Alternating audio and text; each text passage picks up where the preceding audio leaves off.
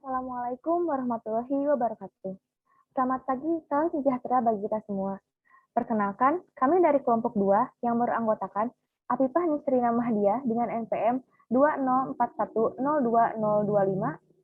ada Alpiani Husna Agira dengan NPM 2041020030, ada Dian Putri Oktaviani dengan NPM 2041020012, dan saya sendiri Maulida Alistiani dengan NPM 2041020007. Di sini kami akan menyampaikan sebuah materi yang berjudul Konstitusi. Baik, sekarang kita langsung saja kepada pemateri yang pertama, yaitu Apifah. Kepadanya dipersilahkan. Baik, terima kasih kepada moderator yang telah mempersilahkan saya untuk menyampaikan materi yang pertama. Materi pertama yang akan kami bahas adalah hakikat konstitusi. Konstitusi sebenarnya sudah dikenal sejak zaman Yunani kuno. Namun, konstitusi pada zaman itu belum dinaskahkan dalam naskah tertulis dan belum dikodifikasikan seperti zaman sekarang. Nah, konstitusi mencakup segala hal mengenai kekuasaan dan penyelenggaraan negara. Filsuf terkemuka Aristoteles menyebutkan konstitusi sebagai politeia. Politeia diartikan sebagai kekuasaan dalam negara dan ada istilah lain yaitu nomoi yang diartikan sebagai undang-undang. Di antara kedua hal tersebut, politeia menempati kedudukan yang lebih tinggi dibandingkan nomoi karena politeia merupakan kekuasaan yang membentuk dan nomoi merupakan produk atau peraturan yang dibentuk. Slide selanjutnya.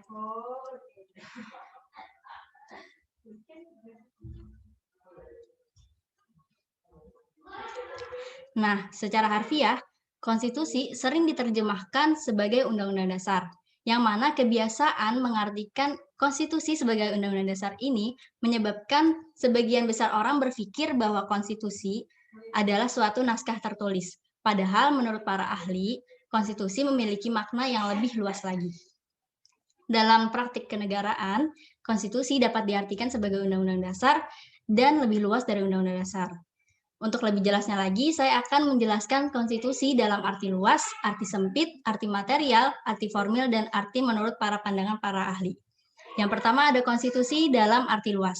Konstitusi dalam arti luas memiliki cakupan yang lebih luas daripada undang-undang dasar, yang mana berarti konstitusi meliputi keseluruhan peraturan, baik tertulis maupun tidak tertulis, yang mengatur secara mengikat cara-cara penyelenggaraan pemerintahan.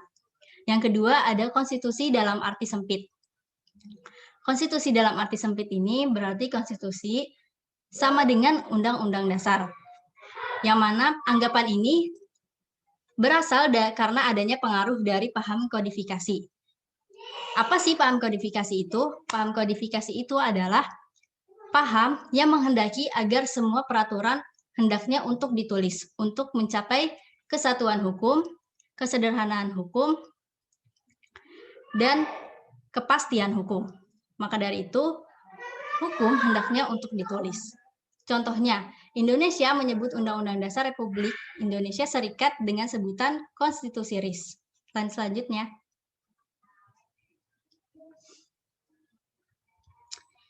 Yang ketiga, ada konstitusi dalam arti material. Dalam arti material, pengertian konstitusi menitikberatkan pada materi atau muatan konstitusi. Konstitusi berisi hal pokok tentang struktur dan organisasi negara.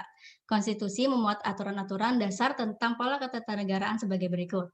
Yang pertama ada bentuk negara, susunan negara, kekuasaan pemerintahan, Yang keempat ada hak-hak yang diperintah atau rakyat. Yang kelima ada hubungan antara pemerintahan dan rakyat. Dan yang terakhir ada cara pembentukan badan-badan pemerintahan. Untuk contohnya, ada materi dalam pasal 1 ayat 1 Undang-Undang Dasar Negara Republik Indonesia tahun 1945, negara Indonesia ialah negara kesatuan yang berbentuk republik.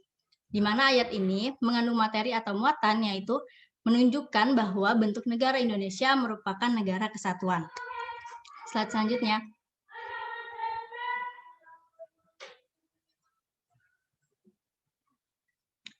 Yang keempat ada konstitusi dalam arti formil. Konstitusi dalam arti formil merupakan hukum dasar yang difokuskan pada prosedur pembentukannya. Pembentukan konstitusi harus istimewa dibandingkan pembentukan peraturan perundang-undangan lainnya, yaitu harus dilakukan oleh lembaga pemerintahan yang sah dan dengan tata cara tertentu. Begitu pula dengan perubahannya. Dengan contohnya, dalam Undang-Undang Dasar Negara Republik Indonesia tahun 1945, prosedur perubahan diatur pada pasal 37 ayat 1 sampai dengan ayat 5. Slide selanjutnya.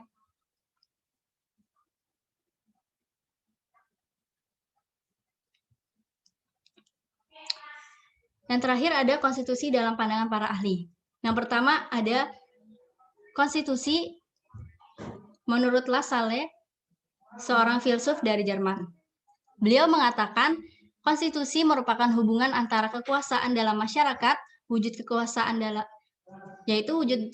dalam masyarakat adalah golongan yang mempunyai kedudukan nyata dalam masyarakat tersebut, seperti kepala negara dan partai politik. Yang kedua ada arti konstitusi dari Sri Sumantri, seorang ahli hukum dari Indonesia. Beliau mengatakan konstitusi berarti suatu naskah yang memuat suatu bangunan negara dan sendi-sendi sistem pemerintahan negara. Yang ketiga ada dari Hermann Heller, seorang ahli hukum dari Jerman. Beliau membagi pengertian konstitusi menjadi 3.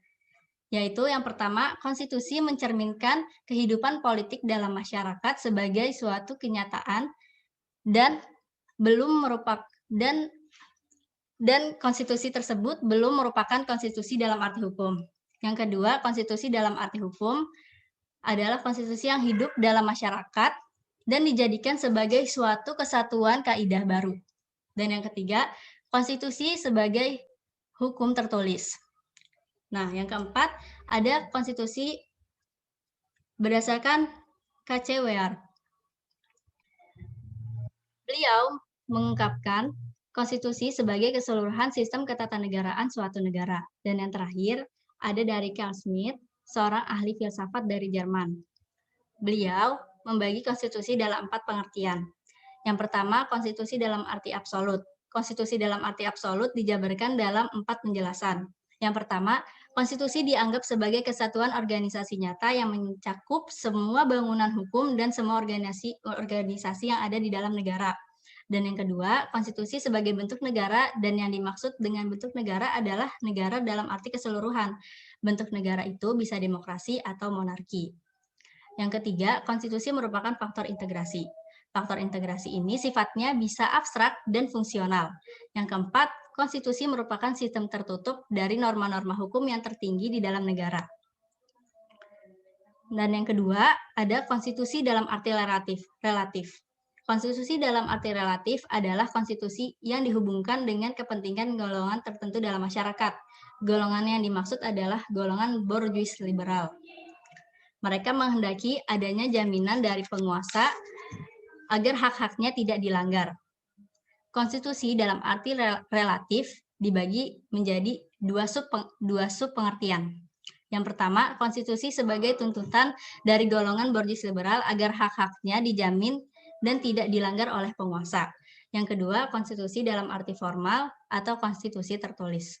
Yang ketiga, ada konstitusi dalam arti positif. Konstitusi dalam arti positif merupakan keputusan politik tertinggi. Dan yang keempat, konstitusi dalam arti ideal. Disebut ideal karena konstitusi ini merupakan cita-cita atau idaman dari kaum borjuis liberal, yang mana cita-cita tersebut sudah lahir sebelum Revolusi Prancis. Konstitusi tersebut sebagai jaminan bagi rakyat agar hak-hak asasinya terlindungi dan dilindungi. Cita-cita tersebut menjadi tuntutan dari golongan atau kaum borjuis liberal agar pihak penguasa tidak berbuat sewenang-wenang terhadap rakyat. Nah, dari semua pengertian yang sudah saya jelaskan, kita dapat simpulkan bahwa konstitusi memiliki makna yang sangat luas. Meskipun beberapa negara mengidentifikasikan konstitusi sebagai undang-undang dasar. Nah, tidak semua konstitusi tertulis dan dikodifikasikan. Contohnya negara Inggris. Konstitusi di negara Inggris tidak dikodifikasikan ataupun tertulis. Konstitusi di Inggris berupa konvensi atau aturan yang tidak tertulis. Demikian materi yang dapat saya sampaikan, saya kembalikan kepada moderator.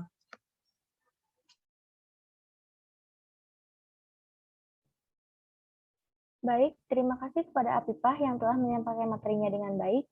Selanjutnya, dipersilahkan kepada penyanyi kedua, yaitu Dian. Kepadanya dipersilahkan.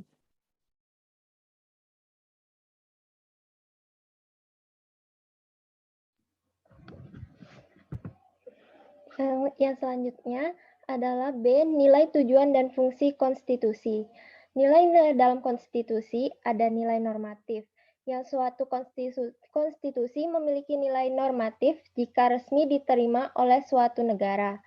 Konstitusi itu tidak hanya berlaku dari arti hukum atau legal, tetapi juga nyata berlaku efektif dalam masyarakat.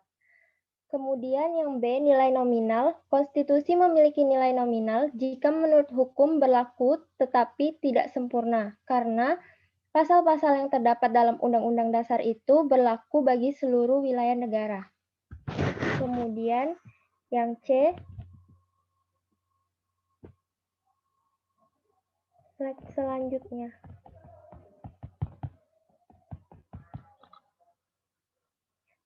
Kemudian C, nilai sistematik. Konstitusi dikatakan bernilai sistematik jika hanya untuk kepentingan penguasa saja. Konstitusi juga digunakan untuk mobilitas kekuasaan dan dijadikan alat melaksanakan kekuasaan politik. Selanjutnya,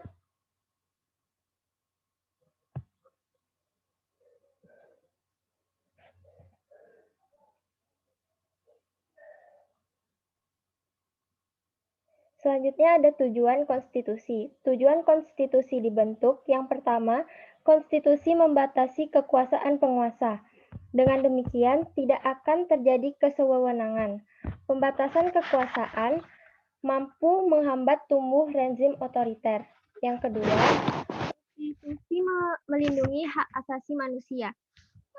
Konstitusi menjamin terlaksanakannya kewajiban dan menjamin terpenuhinya hak. Kemudian yang ketiga, konstitusi digunakan sebagai pedoman penyelenggaraan negara. Tanpa berpegang pada pedoman, ketentuan dalam konstitusi penyelenggaraan negara tidak akan berjalan sebagaimana semestinya. Slide selanjutnya.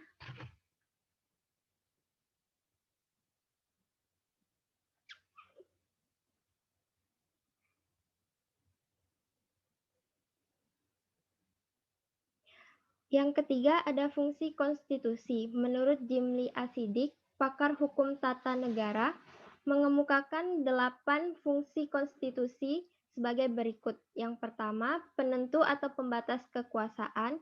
Yang kedua, pengatur hubungan kekuasaan antar organ negara. Yang ketiga, pengatur hubungan kekuasaan antar organ negara dan warga negara lainnya. Yang keempat, pemberi sumber legitimasi terhadap kekuasaan negara ataupun kegiatan penyelenggaraan negara. Yang kelima, penyalur atau pengalih kewenangan dari sumber kekuasaan yang sah kepada organ negara. Yang keenam,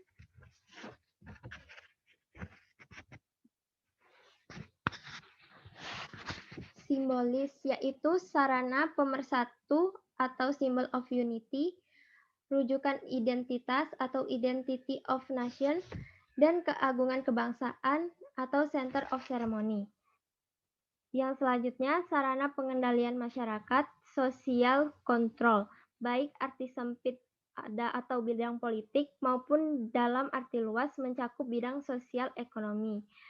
Kemudian sarana perekayasa dan pemburuan masyarakat atau social engineering atau social reform.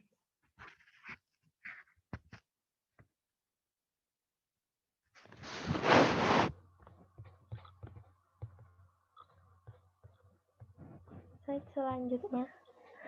Undang-Undang Dasar juga berfungsi membatasi kekuasaan. Dengan demikian, penyelenggaraan kekuasaan tidak mengaruh kepada kesewenang-wenangan. Secara garis besar, setiap undang-undang dasar suatu negara dan memuat ketentuan berikut. Yang pertama adalah organisasi negara, kedua hak asasi manusia, ketiga proses mengubah undang-undang dasar, keempat larangan mengubah sifat tertentu dari undang-undang dasar, yang kelima memuat cita-cita rakyat dan asas ideologi negara.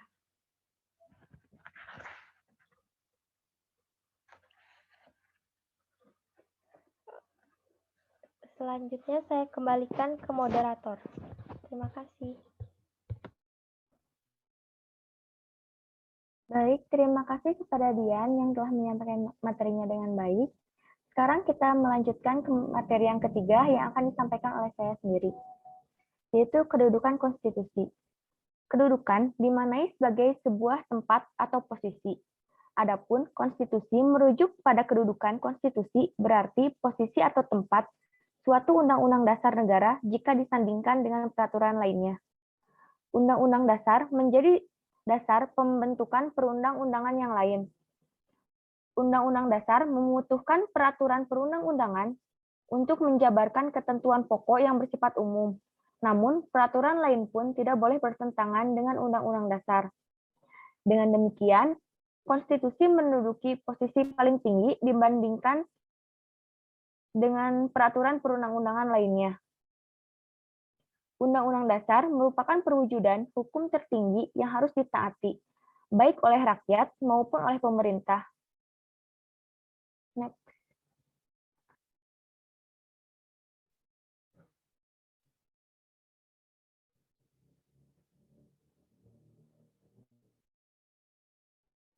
Hans Kelsen, seorang ahli hukum terkemuka dari Austria, berpendapat bahwa konstitusi memberikan kekuasaan membentuk hukum kepada pihak yang ditentukan.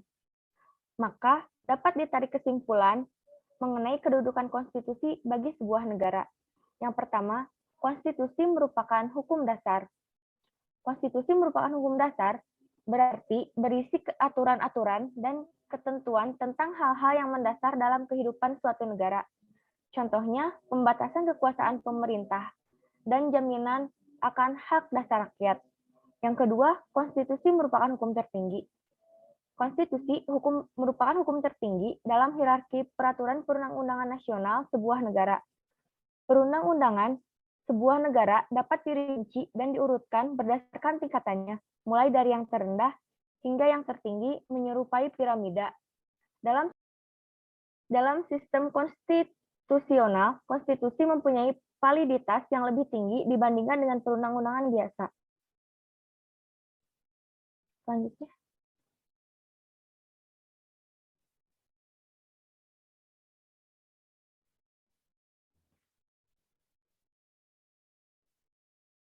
Materi yang terakhir akan disampaikan oleh Alpiani. Kepada Alpiani, dipersilahkan.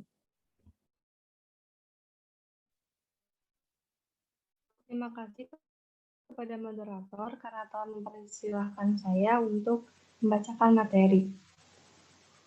Materi selanjutnya yaitu D. Undang-Undang Dasar Negara Republik Indonesia tahun 1945 sebagai Konstitusi Republik Indonesia. Jika dipandang menggunakan patokan konstitusi dalam arti sempit, Undang-Undang Dasar Negara Republik Indonesia tahun 1945 termasuk konstitusi. Adapun jika dipandang menggunakan konstitusi dalam arti luas, Undang-Undang Dasar Negara Republik Indonesia 1945 merupakan bagian dari konstitusi karena konstitusi memiliki cakupan yang lebih luas, tidak sebatas peraturan tertulis. Pembukaan Undang-Undang Dasar NRI tahun 1945 terdiri dari 4 alinea. Tiap-tiap alinea dalam pembukaan Undang-Undang Dasar NRI tahun 1945 memiliki nilai dan makna besar bagi bangsa dan negara Indonesia. Pada dasarnya, nilai yang terkandung dalam pembukaan Undang-Undang Dasar NRI 1945 dapat dibedakan menjadi 2 kelompok besar, yaitu nilai-nilai yang mencerminkan pokok-pokok kaidah negara yang fundamental dan nilai-nilai yang mencerminkan tertib hukum. Nilai-nilai pokok kaidah negara yang fundamental seperti berikut. Yang pertama, peraturan ditentukan dan dibuat oleh pembentuk negara. Berdasarkan sejarah terjadinya, pembukaan Undang-Undang Dasar NRI tahun 1945 ditetapkan oleh pembentuk negara, yaitu PPKI sebagai badan yang mewakili bangsa Indonesia telah berhasil mengesahkan Undang-Undang Dasar 1945.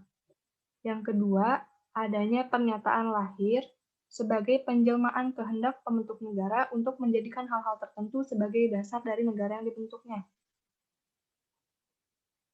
Dalam hal materi, Pembukaan Undang-Undang Dasar NRI tahun 1945 memuat dasar-dasar negara yang dibentuk sebagai berikut. Yang pertama, tujuan negara, meliputi tujuan umum dan tujuan khusus. Tujuan umum terlihat dari kalimat yang terdapat dalam alinea keempat, yaitu ikut melaksanakan ketertiban dunia yang berdasarkan kemerdekaan, perdamaian abadi, dan keadilan sosial. Tujuan umum dihubungkan dengan status negara Indonesia sebagai masyarakat dunia. Makna yang terkandung dalam tujuan negara merupakan penerapan politik luar negeri Indonesia, yaitu politik bebas aktif. Adapun tujuan khusus negara Indonesia terlihat dari kalimat yang terdapat dalam alinea keempat, yaitu melindungi segenap bangsa Indonesia dan seluruh tumpah darah Indonesia dan untuk memajukan kesejahteraan umum, mencerdaskan kehidupan bangsa, serta mewujudkan suatu keadilan sosial bagi seluruh rakyat Indonesia. Tujuan ini bersifat khusus karena dihubungkan dengan status Indonesia sebagai negara yang ingin memakmurkan dan menyejahterakan rakyatnya. Yang kedua, asas kerohanian negara. Suatu dasar dari keseluruhan peraturan hukum yang merupakan sumber dari segala sumber hukum. Asas kerohanian yang terdapat dalam pembukaan Undang-Undang Dasar NRI tahun 1945 adalah ketuhanan yang Maha Esa, kemanusiaan yang adil dan beradab, persatuan Indonesia, kerakyatan yang dipimpin oleh hikmat kebijaksanaan dalam permusyawaratan perwakilan, dan keadilan sosial bagi seluruh rakyat Indonesia. Yang ketiga, asas politik negara, merupakan dasar penyelenggaraan negara. Asas politik negara Indonesia ditegaskan dalam pembukaan Undang-Undang Dasar Negara Republik Indonesia tahun 1945, alinea keempat yang berbunyi, maka disusunlah kemerdekaan kebangsaan Indonesia dalam suatu Undang-Undang Dasar Negara Indonesia yang berkedaulatan rakyat berdasarkan kepada. Berdasarkan bunyi alinea keempat, pembukaan Undang-Undang Dasar NRI tahun 1945 terdapat 3 asas politik negara Indonesia. Yang pertama, dasar hukum atau undang-undang dasar, yaitu peraturan yang penting keberadaannya dalam praktik penyelenggaraan pemerintah Indonesia. Yang kedua, bentuk pemerintahan republik, yaitu bentuk pemerintahan dengan kepala negara dan pemerintahannya bisa dijabat oleh masyarakat sipil yang sudah mempunyai hak dan kewajiban yang ditentukan hukum. Yang tiga, negara yang berkedaulatan rakyat berarti bahwa negara Indonesia dipimpin oleh rakyat yang mempunyai otoritas tinggi.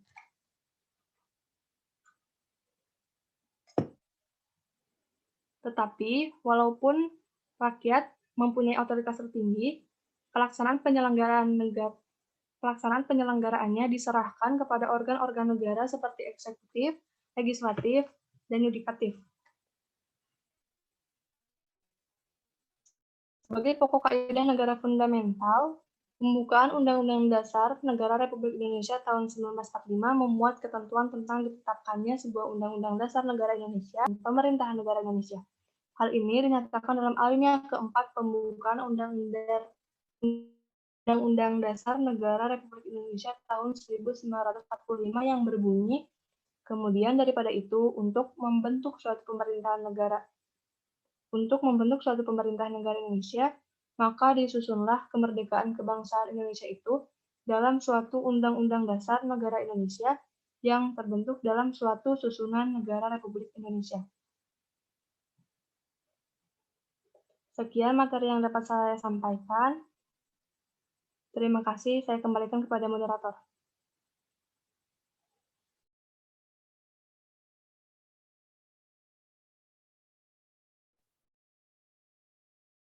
Baik, terima kasih kepada Alpiani yang telah menyampaikan materinya.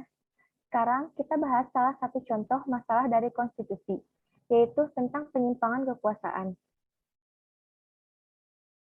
Di dalam konstitusi, telah secara jelas terdapat pembagian kekuasaan antara badan legislatif, eksekutif, dan yudikatif.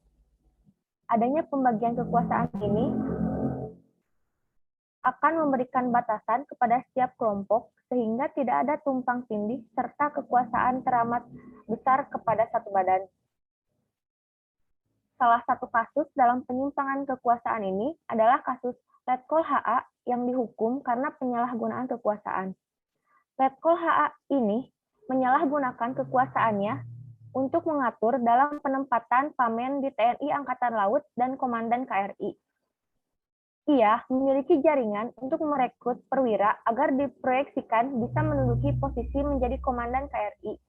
Dalam rekrutan itu, ia memberikan syarat agar bagi yang telah duduk sebagai Komandan KRI memberikan uang terima kasih dan dikumpulkan melalui Komandan KRI yang paling junior sekitar 1 juta rupiah hingga 5 juta rupiah untuk pimpinan yang membantu meluluskan jabatan tersebut. Salah satunya, pada tahun 2012, ia mendapatkan sekitar 25 juta dari para komandan KRI. Uang terima kasih per bulan itu dianggap sebagai ucapan terima kasih karena telah meluluskan menjadi komandan KRI. Dan perbuatannya itu berlangsung selama bertahun-tahun.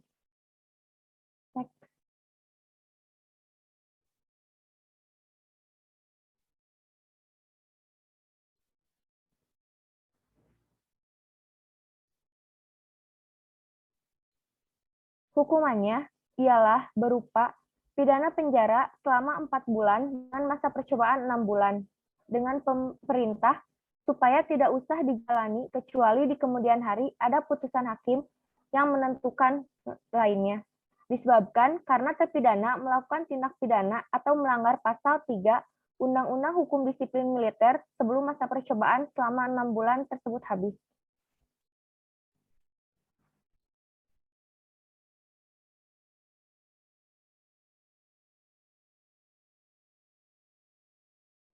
Demikianlah materi yang dapat kami sampaikan.